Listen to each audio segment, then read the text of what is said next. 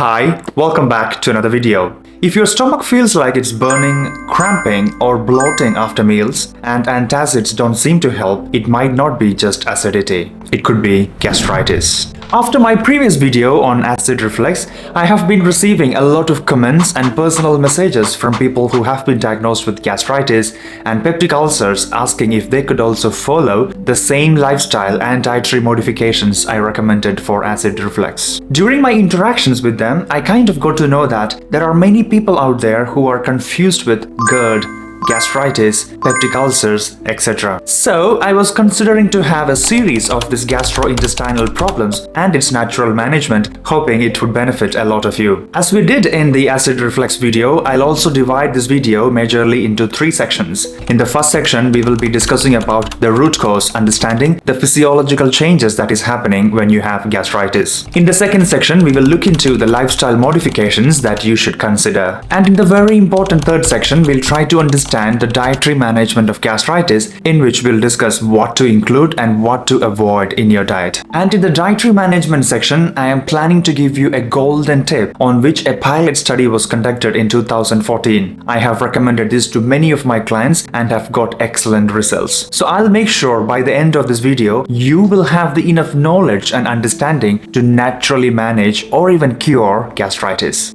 So make sure you watch the video till the end. So as I said in the introduction, let's start by understanding the root cause. Your stomach is like a soft, delicate home for your digestion. And when your stomach gets irritated, you feel it. Your stomach lining is actually protected by a special mucus layer. The gastric mucosa secretes mucus, acids, and enzymes to help with digestion as well as to protect your stomach wall. While we learned about acid reflux, we discussed that the cause of acid reflux is the weakening of lower esophageal sphincter. However, in gastritis, the root cause is the damage or the irritation. To be more specific, the inflammation of your gastric mucosa. So now let's look into what actually causes this irritation or inflammation to this gastric mucosa. Out of the many causes, there are 4 major ones which we will discuss here. The first one is a bacteria called as Helicobacter pylori or H. pylori. Helicobacter pylori is a bacteria that is living in your stomach lining. This can actually damage your gastric mucosa. Over time, if this irritation or inflammation is not addressed, it can lead to gastritis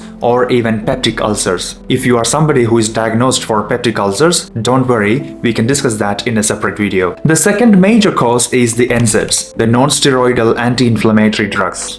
Basically the painkillers. Here, drugs such as ibuprofen or aspirin actually reduces your gastric mucosa by blocking the production of an enzyme that helps to produce it. And without this mucosal protection, your stomach lining can be damaged or irritated by the gastric juices or stomach acids. The third major cause is smoking and alcohol consumption.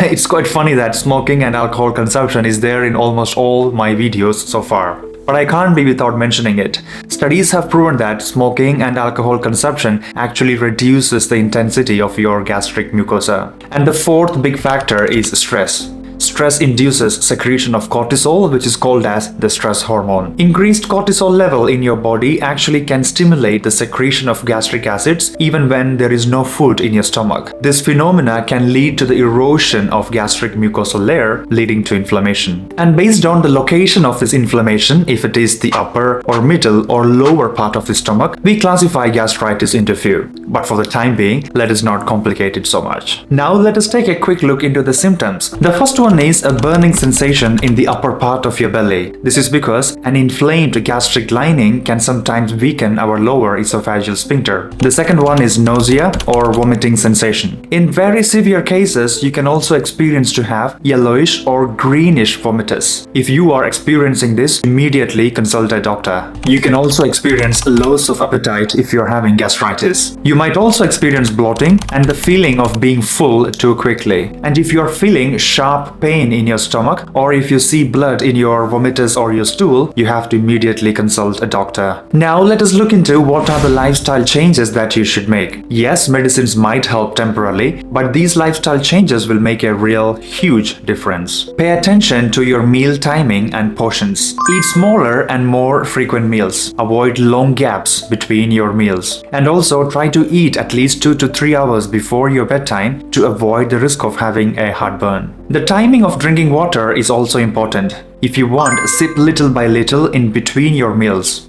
Ideally, you can drink water before your meal. Try to avoid drinking water after your meal, as this could dilute the stomach enzymes. Your sleep schedule also can play a huge role. Try to sleep for at least 7 hours every day, because poor sleep can trigger acid production. I also want to highlight the importance of stress management. We just discussed that stress or cortisol is one among the big factors contributing to gastritis. Here you can try to practice some deep breathing or meditation to manage your stress. Okay, let us look into the very important dietary management. The dietary management for gastritis is very interesting. The food that you eat is either healing you or irritating you. So let's start by discussing what to avoid in your diet. And here is the golden tip for you. There was a pilot study that was conducted in 2014. And in this study, it was found that a nickel-free diet can help with the eradication of Helicobacter pylori. Nickel is a trace metal that is found in many of the plant-based food. It is not really harmful for anybody, but researchers show that it can stimulate the growth of H. pylori bacteria. It is as simple as without food or a favorable environment, these bacteria cannot thrive. Foods that are rich in nickel includes things like beans, lentils, whole wheat, oats, spinach, nuts, and even dark chocolate.